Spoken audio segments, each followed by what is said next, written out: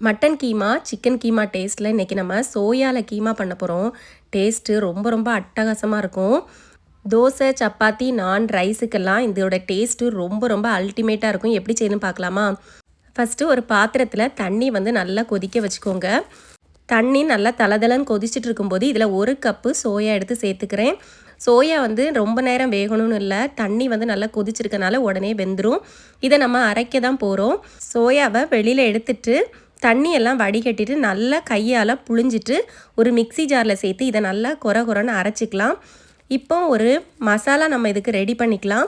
அதுக்கு ஒரு பேனில் ஜீரகம், மிளகு, அப்புறமா கொஞ்சமாக சோம்பு சேர்த்துட்டு நல்லா இதை வறுத்து எடுத்துக்கலாம். நல்லா இது வறுபட்டு கலரெல்லாம் மாறின பிறகு இதை ஆற வச்சு நம்ம ஒரு மிக்சி ஜாரில் மாற்றி இதையும் பவுடர் பண்ணி வச்சுக்கலாம். அடுத்ததாக இப்போ நம்ம ஒரு பாத்திரத்தில் எண்ணெய் ஊற்றிக்கலாம். எண்ணெய் ஊற்றி எண்ணெய் சூடானதும் கொஞ்சமாக பெருஞ்சீரகம் சேர்த்துக்கலாம். பெருஞ்சீரகம் சேர்த்துட்டு நம்ம இடித்து வச்சுருக்கேன் கொஞ்சம் பூண்டு, அதை இதில் சேர்த்துக்கலாம். நீங்கள் பூண்டு சின்ன சின்னதாக கட் பண்ணி சேர்த்துக்கலாம். ஆனால் இந்த மாதிரி இடித்து சேர்த்திங்கன்னா அதோட டேஸ்ட்டு, வாசனை எல்லாமே ரொம்ப நல்லாயிருக்கும்.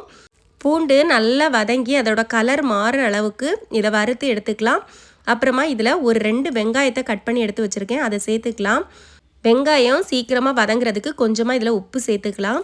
நல்லா இப்போ வதக்கி இதோட கலர் எல்லாம் மாறுற அளவுக்கு வதக்கி விட்டுட்டு இதில் இப்போ 2 தக்காளியை சின்ன சின்னதாக கட் பண்ணி எடுத்து வச்சுருக்கேன், அதை சேர்த்துக்கலாம்.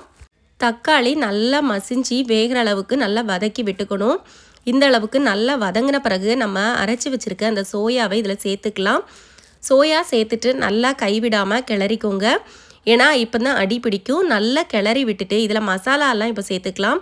1/4 ஸ்பூன் மஞ்சள் தூள், 3/4 ஸ்பூன் மிளகாத்தூள் சேர்த்துக்கோங்க. ஏன்னா பெப்பர் சேர்க்க போகிறோம், அதனால் மிளகாத்தூள் கொஞ்சம் கம்மியாக சேர்த்துக்கோங்க. 1/2 ஸ்பூன் கரம் மசாலா, அப்புறம் மட்டன் மசாலா இதில் சேர்த்திங்கன்னா அதோட டேஸ்ட் ரொம்ப நல்லாயிருக்கும்.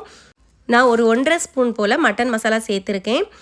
இதில் இப்போ நான் 1/2 டம்ளர் தண்ணி சேர்த்துருக்கேன். தண்ணி சேர்த்துட்டு நல்லா மிக்ஸ் பண்ணி விட்டு மூடி போட்டு ஒரு 3 நிமிஷம் விட்டுருங்க. 3 நிமிஷத்துக்கு பிறகு ஓப்பன் பண்ணி பார்த்தா நமக்கு சூப்பரான சோயா கீமா ரெடியாக இருக்கும். இப்போ இதில் பொடியாக நறுக்கின மல்லி இலை, அப்புறமா கருவேப்பிலை சேர்த்துக்கோங்க. என்கிட்ட மல்லி இலை இல்லாதனால வெறும் கருவேப்பிலை சேர்த்துக்கிறேன்.